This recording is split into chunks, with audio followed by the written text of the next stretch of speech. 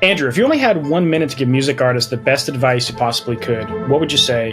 1 minute on the clock. The advice I always give artists is to stop following what everyone else does and go analog. I think a lot of the artists don't do the heavy lifting anymore of carrying all their shit and slugging it to every single show, staying after the show and meeting fans one by one by one by one and converting them into being, followers into your own database. So whether that's on Instagram or TikTok or YouTube or whatever, these types of emotional reactions and interactions with fans is what hooks them forever. And there's a tried and true path that worked for decades where you send an alt rock, group on the road for 4 years so that you build that base brick by brick by brick, and that brick won't leave you. Like once you have that foundation, it sticks with you. So do all the sort of unscalable things, the things that seem really crappy, the analog sort of offline things. Those are the things that are going to carry you for decades. Nailed it. 57 seconds. Yeah, which is honestly interesting. I agree with the advice 100%. Interesting advice coming from you. Yeah, I'm a digital guy. I mean, I cut my teeth in social. I was known for breaking artists on social media in 2006, 7, 8 when Facebook was still EDU based. I found a kid at a bonfire in Nantucket, and we helped make him #1 iTunes, #7 Billboard with no label. I signed tons of big acts over the years, worked on a lot. In 2022, I released my own country music song for fun. We went #4 in the US, #4 US country music single. So I have a lot of practice at this. But the thing is, like, you can have a gimmick and run a gimmick and sort of run the charts quickly. You can't have a sustainable career on gimmicks. So I can sort of break an artist and help open the path up. But the underlying engine of the things they've created is what's going to carry them for decades. And I think of guys like Jeff Weirs, who's a friend who's in this band called The Expendables. He still sells shows. Like he'll sell out shows. He'll sell out 40, 50 shows, no problem.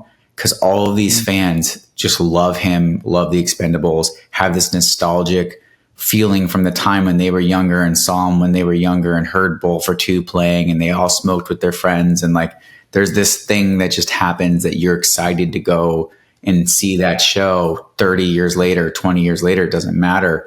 So he can sell shows all day long and keep being on tour and support his family and pay for his house, and everyone in the band can live. You don't do that when you're just a gimmick. You do that when you've built these bricks layer by layer by layer over decades. And that's how you have a sustainable career. Nowadays, we see a lot of artists that go viral on TikTok that they have really big numbers on Spotify and Instagram, TikTok, and YouTube. But then they go to launch a tour and they're not selling anything out, or they're in fact having to cancel shows because of how bad tickets are selling. Whereas I'll know an artist that has like 5,000 monthly listeners or something that can tour and sell out all their dates around the country. Granted, not huge venues, but like they're making a living because they can draw a crowd and entertain an audience.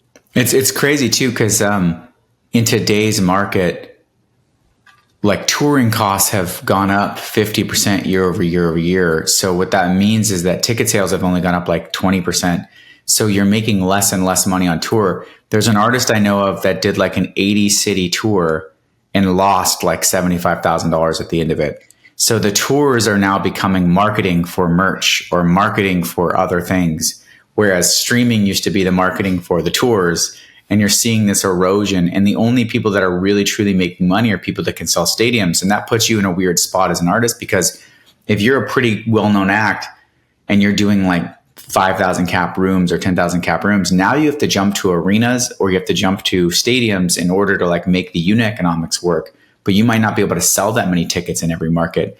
And so it's really difficult, puts a lot of pressure on the artist to deliver at those levels, and probably prematurely pushes artists into that area when they're not ready yet, which I think sets a lot of them up to fail. Like there's a big country music artist I know of, and I won't mention her name, but I think she only sold like 3% of her tickets at Bridgestone. And so they were literally giving these tickets away. Like they were like $1 each. It sucks. It's like a tough pill to swallow if you're an artist, because you have to be able to make ends meet and pay everyone that's supporting you.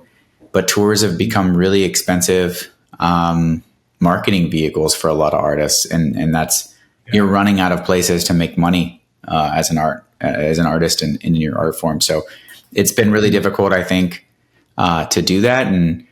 But then there's other people that I like. When I was in North Carolina for Confluence, actually, I went with Mark to a show, and there was this band there called Junior Astronauts. I don't know if you've ever heard of them, but they literally play once a year on their birthday. And I've never seen people have so much fun in my life. And they sold like 300 plus tickets. I mean, the entire place, it was a small place, but it was packed, shoulder to shoulder. Everyone knew their songs. It'd been like they were the hometown heroes who only come out once a year, sell the entire venue out for his birthday, and just give no fucks. Like they were screaming, jumping on, amps. Like they were wild and amazing to watch. And I just thought, I don't know how these guys didn't truly make it, but like how cool that they can come back every year and sell 300, 400 tickets, no problem. They didn't even have a set list. They showed up and they were like just winging it. It was amazing. It was one of the best shows I've been to in years. You've done a lot of things, and we're going to get through your journey, because you have a pretty like badass journey from kind of where you started and working in film and TV, and then you had the restaurants, and then you had the social media kind of growth hacking and the agency, and now you have this company called Beatdapp, which I want to start with. Does all the fraud detection for every, I don't know if it's every DSP, but all the ones that all of us are thinking of in our heads. You guys do the fraud detection. Tell us a bit about what the company is, how it works, and what it does. Yeah, we started Beatdapp actually as an audit tool. So we had a label come to us and say, we have no idea how many times a song is played on a streaming service. They just give us a CSV that says artist A did 100 million streams, and there's no actual receipts or anything related to it. So every 3 years, they go in and do what's called an audit. They have a 3-year window to look at that. The audit composes 3 pieces. They look at the subscribers for the platform to make sure that they've been accounted correctly, because the money that gets paid out is based on subscription and advertising pools. So you want to track the money first and track the subscribers first to make sure the pool you're talking about is correct. Then they look at the pro rata usage. So then they say, is the numbers they gave us for this artist actually correct? And the only way to check that is to actually pull the server logs of the songs being delivered and match it line by line. And that can take up to 2 years to complete an audit. So you do this audit after 3 years. It could take up to 2 years. So you're looking at in 2025 being paid for tracks in 2020. Now there's only one pool of money, and that money gets paid out roughly every month to 3 months. So if it's wrong, and you thought you did 100 million, but you actually found out that you did 150 million, you should have been paid 50% more money, most likely for that period. And so what happens is they have to go back and argue for that money, but that money's already been paid out. So you end up with these weird concessions like specialty promo items or help on advertising or, special placements. So you sort of like take a less great outcome in order to sort of help that artist or help your roster of artists move forward in the future. Sometimes you might get money, but it's not as likely, or at least not what you should have been paid. It'll be cents on the dollar. So the label at the time said, could you build a real-time auditing solution that would tell us when the numbers are wrong so we can get it fixed right away? We want to know the month we get the report. We don't want to know 5 years later. So we started by building a real-time auditing tool that would track the number of times songs were streamed in real time. As we did that, we found all these weird users. So we found like 8,000 users playing a song 63 times on a Sunday.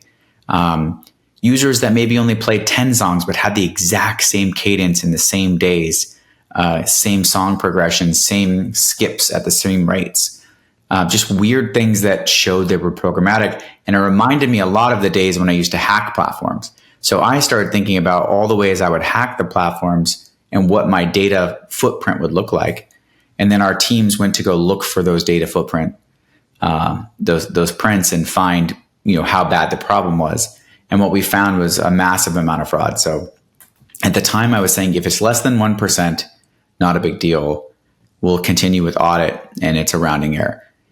If it's over that, it's a substantial amount of money. So we need to sort of be prepared to fix it. And it ended up being over 10%. So the question was, like, if we don't fix fraud, audit doesn't matter. I can't tell you, here's the number, but wait, it's not the number actually. We have to go remove these other numbers on a different platform. Like, we have one system for tracking the numbers and a whole nother system for removing the fraud. Like, it doesn't line up. So we had to actually solve fraud before we could solve audit. And as we started getting good at catching fraud, we became the leaders in the space.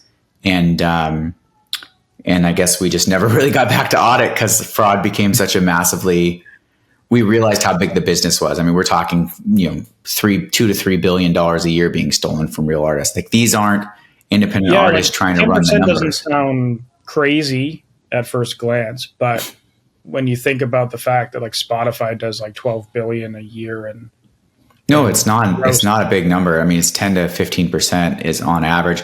Some platforms, but also like $100 billion per year of streaming revenue. That's like an enormous sum of money that's fraudulent, For sure. I mean, and it's growing. You figure payouts are going to be 30 billion by 2030. So I would expect somewhere between 6 and 8 billion stolen a year from the industry that way, as we move forward in the next 5 years, annually.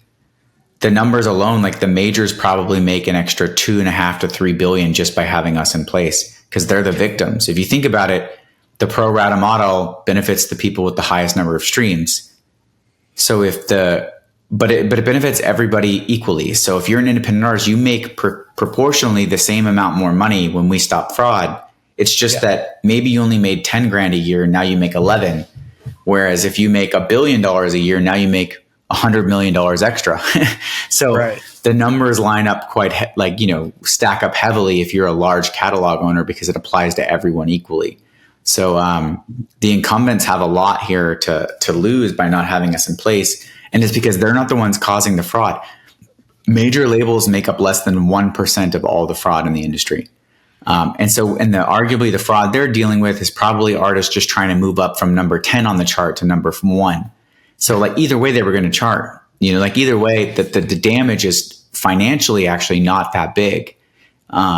They're chasing maybe a chart position, but they're already a really known credible artist who has a fan base. So like their incentive is very different than an independent artist trying to break out. And what we see by and large is it's not independent artists trying to do this. It's literally organized crime, financial scammers, money launderers, cartels. These guys are pretending to be artists, loading millions of songs onto platforms as if they're artists and running 1,000 streams against each song. No one cares about the song with 1,020 streams. Like, this is irrelevant to most people. But if you stack up 8 million of those and you do that every single month across 100 platforms, you can make a significant amount of money. Yeah.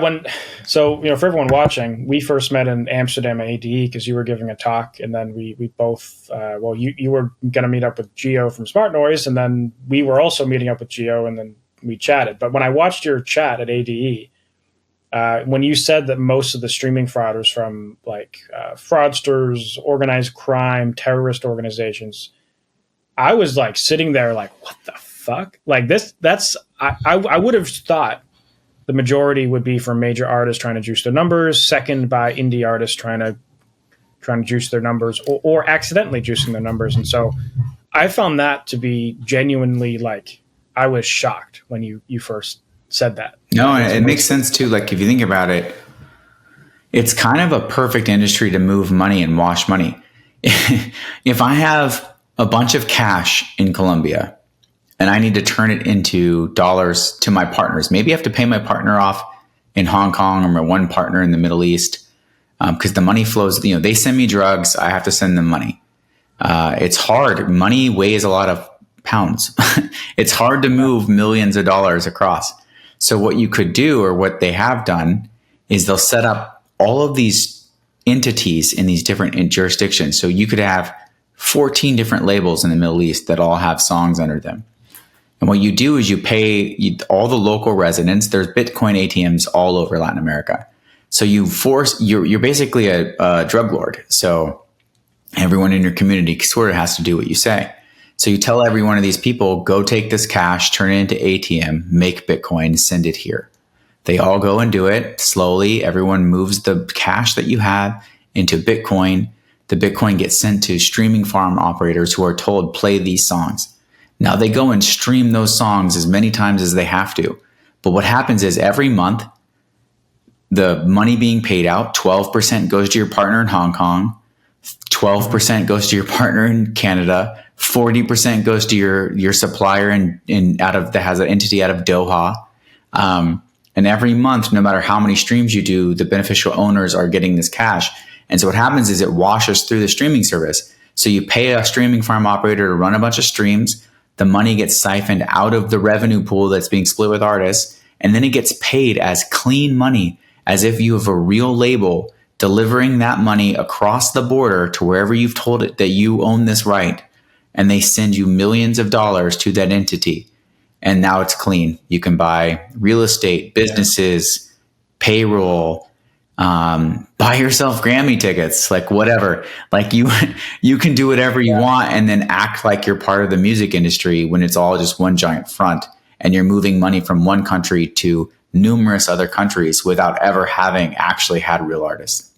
Yeah, and I guess the problem is, so even if they're able to physically get that cash in the country, the person who is collecting the cash, if they report that on their taxes, it's going to be like, well, how did you just randomly get millions of dollars or hundreds of thousands of dollars? For sure. Now they're a successful label owner. Right. So that's their excuse. Like, oh yeah, we promoted our artist, we made a bunch of money. And then it would be incredibly hard to prove that it's all fraudulent until you guys come up. For sure.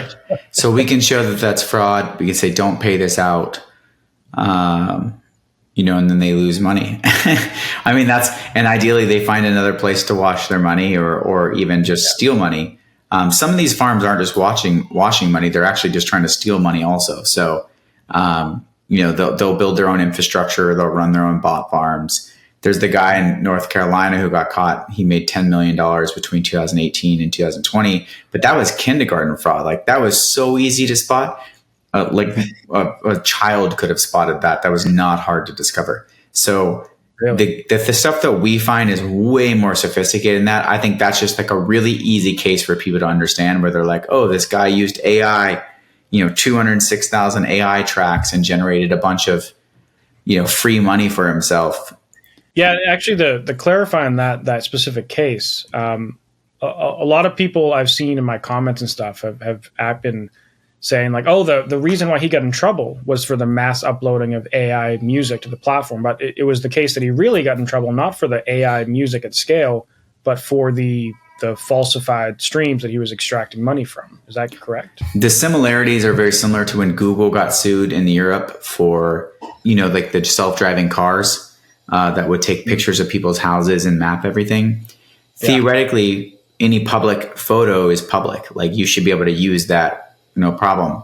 The courts actually came back and said, within the limits of a person and the fact that you've systematized the scale inherently makes it commercial, and you do not have commercial license for that. And so Google actually got in trouble, not because like on the face you can take public photos, but because they systematically did it for scale, which presented a different case than if a human took the picture. And so what the similarity is for this guy is how they're going to end up, I think, trying this case is they're going to prove that he systematically tried to steal from everybody. And it wasn't just one person getting his friends to download and play a song or running his own streams. He went as far as like hiding and obfuscating, who owned what bots and what their names were, because he knew what he was doing would not have been allowed and was against the terms of services, and at scale presented a problem. And what I think is interesting is there's not really a case where streaming farms have been in trouble and it's been criminal. I think we all agree it shouldn't be paid. It's against terms and services. But I would say that it hasn't been in the courts decided that it's criminal yet. So when this becomes a criminal case and he is guilty, it opens the door to RICO charges. It opens the door to all the other stuff that I think the DOJ wants to go after, but you can't go after them until there's a crime. You can't have organized crime without a crime. So I think what happens is they prove that this is a crime, and then you see a flood of litigation and cases against, maybe even executives at companies who've made money. If you're at a distribution company and you've quietly turned your head for the last 5 years and realized that you're making money off some artist that's not real, but you're taking your cut as you pass the money through, and you've enjoyed tens of millions of dollars benefiting and done nothing to stop it, like you might be liable. And so I think there's a really interesting set of avalanche cases that are going to come off the back of this. And this is just this poor guy, he's so dumb. He used his real name. he didn't even, I think he really thought he was in like the infinite money loop and probably just thought this was a gray area. And unfortunately, fortunately for the industry, but unfortunately for him, he'll be the guy that has that gets made an example of. Now, for like the indie distributors that don't take commissions, right? Because like companies like The Orchard or AWOL or Downtown Music and et cetera, right? They take cuts off the artist royalties, but something like DistroKid, TuneCore, et cetera, where the artists keep 100% of the royalties. Yeah, but they still charge per track uploaded, so they still make money.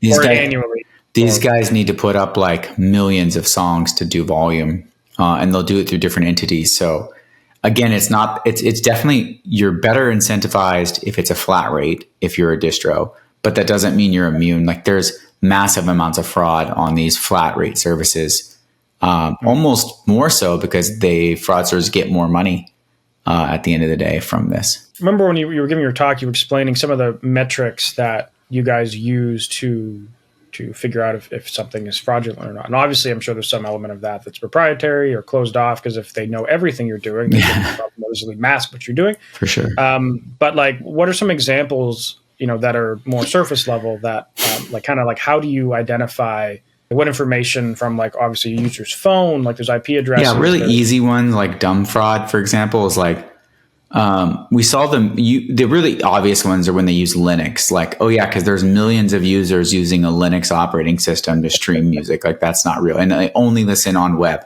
or on the. There's something called foreground and background. So one of the analytics we get is whether or not you're active in the app at the moment, or whether it's the background noise, like you're doing something else. So if 100% of your plays are all foreground, meaning they're in the app nonstop using Linux on web, it means they're literally just sitting there for 12 hours a day, clicking around, the streaming service inside the app itself. Like that doesn't make sense. No one behaves that way. That's really obvious fraud.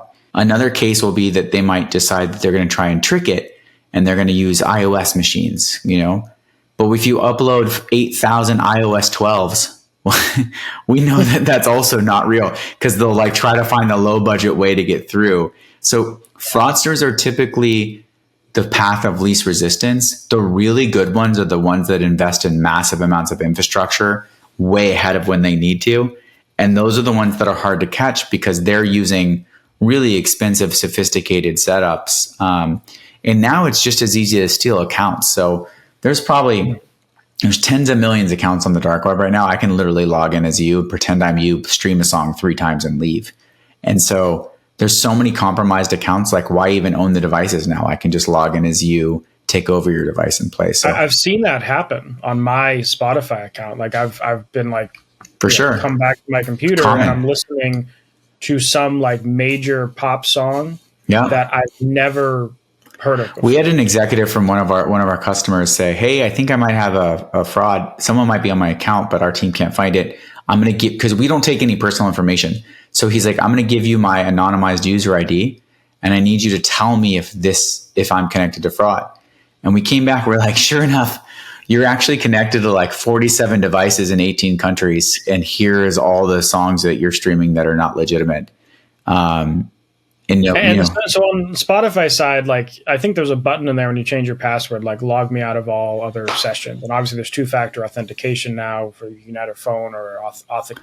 Yeah, but 2FA and even reCAPTCHAs are like minor speed bumps. There's actually plugins you can buy if you're a hacker that does all of that for you and completely bypasses those things. So like they've literally systematized it. So it's hard to even say it's a speed bump. It's a minor blip for most of these guys. The other thing is that outside of your credentials, there's tens of millions of accounts where your actual entire device is compromised. So even if you change your username and password, they're literally waiting for your device to fall asleep and then using it without you knowing. So because they're not just taking it for Spotify or YouTube or Amazon or any of the services, they're using your entire computer for access to your banking, for having you click on click farm ads that they need ads run to, for installs of different applications that they're getting paid for, cost per install on. So they're just using your device for anything they want. And once they have control, it doesn't matter how many times you change your password, they still have control of your device. So what they're doing is they sell off, think of it like your computer becomes an Amazon instance and they're selling off time to different fraudsters. So someone might pay for the time to run a streaming fraud scam. Some might pay to use your PayPal accounts. Some might pay to log in as banks. Some might pay to have you upvote shit on, Reddit. Like whatever it is, they're having you do things you don't realize you're doing, and they have full control over your computer. And there's millions and millions and millions of accounts like that.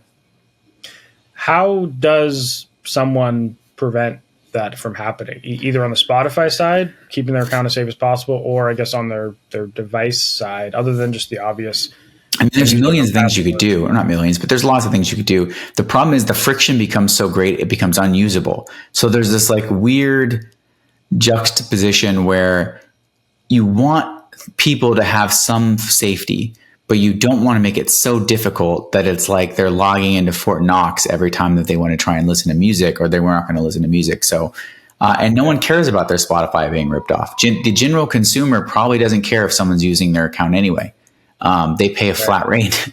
So who it really affects is the artist and the rights owners of that catalog. So, and a lot of people have argued for user-centric, but that doesn't solve the problem either, because it's actually easier for me as a hacker. If I can really hack into your account, I can see how many times you stream a song. The average user streams something between 100 and 200 streams a week. So in order to make $1, I might need to stream 3,000 tracks, let's say, or get 3,000 streams or something. To do that in user-centric, I only got to do 10 to 20 streams. So you've made it infinitely harder for me to catch you, because there's less of a pattern for me to catch by you not having to stream as much. And then you'll target users that are more dormant. So you might target users first that only have 40 streams a week or 30 streams a week. Now I only got to do 4 streams. So start with the lowest hanging fruit and work your way up and be able to steal way more money. So user-centric does not actually solve fraud detection.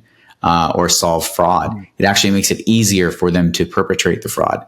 They'll just do it in a different way. And so that, every one of these economic models has some sort of incentive that prevents it from being the winner. It's whack-a-mole. Like, why do people still rob banks today? Like, it just happens, like it does. So it's like just one of those things that we're never really going to get rid of it. I think what we end up doing is making it so difficult that all the easy fraudsters just move on, and they go after, they go back to PayPal or Venmo or something like, Cash App. They get out of music as a whole because it's too safeguarded. Yeah. And then like, I guess the whole user-centric argument, there's a lot of benefits to that from real listeners and real streams. There's also downsides to it too, but it does make sense that in terms of solving fraud, it does make life a lot easier. Yeah, I'm not looking at it from an economic model in terms of like what's fair to pay an artist for their art. I think most people would agree that if your fans listening exclusively to you or mainly you should probably get paid more. I guess my argument is that from the lens of fraud detection, it is not a cure-all pill that it solves all these things. It does not. None of the economic models solve those things. So whether it's lean in, lean back, artist-centric, user-centric, pro rata, like all of the models are inherently flawed no matter what when it comes to fraud. So don't pick a model based on fraud detection.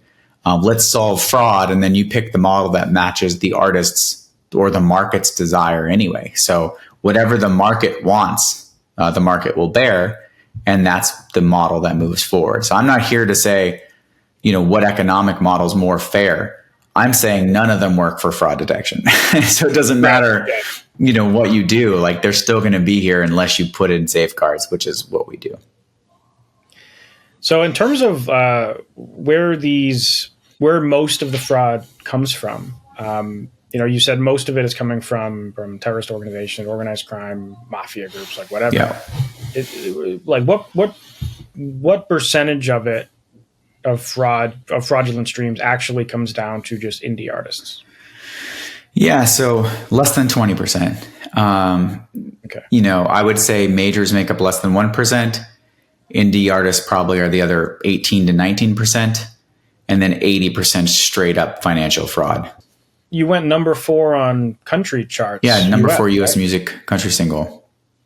Which is like epic. I mean, it's like, pretty cool, but it's also like, they were like, hey, do you want to perform? I'm like, you don't want to hear me sing. Like, I am absolute trash. Like, this was and it was a collective for a reason. Like, Kurt Stevens he actually did the top line because I originally thought I was going to sing it. And I went in there and heard my voice back for the first time. I was like, there's no chance that this can go out there. This is horrible. I had to be objective about the fact that I sucked. Like, it was not good.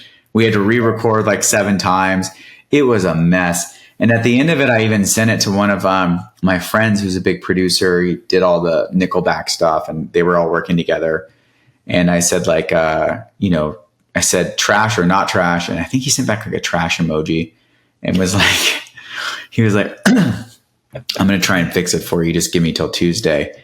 And so when he sent it back, he'd rearranged the song, cut the bridge, had another band, which he asked me not to mention, who's a really famous band, do the dobros and the guitars. They redid some of the guitar licks on the other side.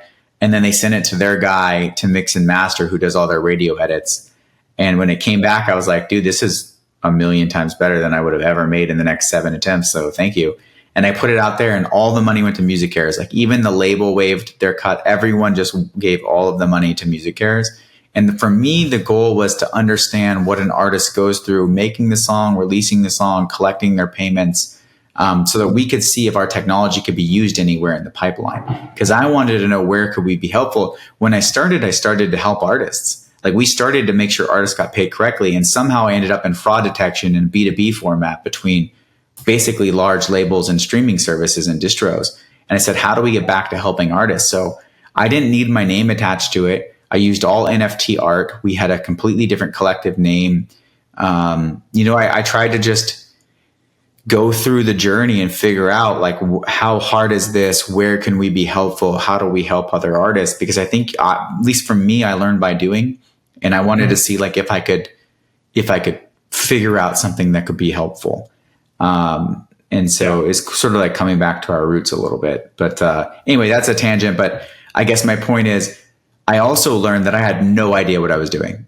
And I just, I hadn't broken artist or done anything in over a decade. So the whole game had changed. Like, I was like, do I do TikTok promotions? I remember I did a TikTok promotion and I thought, oh, this will be great. Like, I'll have people posting with my videos. For whatever reason, lactating moms, like, gravitated to my song Drinking Drinks. And there were hundreds of videos of moms breastfeeding their babies. And I was like, this is not what I was going for at all. Like, this is the wrong video. I was like, stop the promotion. This is not it. Like, I had no control. It like went out in the wild and turned into some shit that I did not want. And I'm like, I don't know how to control this thing. It was a epic experiment, man. And I just learned a lot. But the thing I learned the most was, without a real audience, without a real framework for taking these new fans and turning them into some sort of customer or some sort of relationship, other than them just listening, you can't just blip your way to stardom. Like, they asked us to do shows. Well, I didn't have any shows lined up. I'm not good at singing. So I'm like, I should have thought about who would perform this track. Where could we put him in Stagecoach? Can we put him in Stampede? Can we put him, in all these different places? How do we turn these fans into something that we could continue to engage with? I didn't think about all that. So where I failed was actually weeks 2 through 10. Week 1 was great. Week 2 through 10, I didn't really know what to do. And so in hindsight, I learned that even if things seem digital, it's all the other stuff that really sets you apart. And that's how you create a career. So I learned a lot from the experience overall, but I also learned I'm a horrible artist. Is there anything that artists can do to actually just protect their music currently? Like, for example, like being careful who you hire, making sure they have a good reputation. This is going to sound counterintuitive, but I would pick distribution services that are small, even if they take a higher percentage. Everyone's so worried about the percentage ownership. If they take 20%, but they're going to handhold you and you know exactly who you're working with and you have a point of contact that you can call, that's way more important than paying 10% and just being like number 8,000th on their priority list. Like it's about the team you create if you want to be successful, not about your ownership point, not at this stage in the game. If you're worried about that right now, then you have no leverage. If you have no leverage, you shouldn't worry about that anyway. Yeah, man. Well, where can people go to learn more about you, hit you up? Yeah. I'm going to put all links down below too, whatever you say. LinkedIn's my favorite. Feel free to hit me up, / I think it's IN/Andrew Batey. Just look me up, Andrew Batey, B as in boy, ATEY. And then Instagram, Andrew Batey, at Andrew Batey. So I have a Twitter, but I deleted like 100,000 people off of it because Twitter is a little bit of a cesspool sometimes. But really? I tweet occasionally, but I much prefer Instagram or LinkedIn. So hit me up. I'm always pretty available for people, especially founders and artists who have questions. I try to make myself, useful. Sweet. Well, thanks for coming on the show, man. Thanks for having me, man. It's been fun.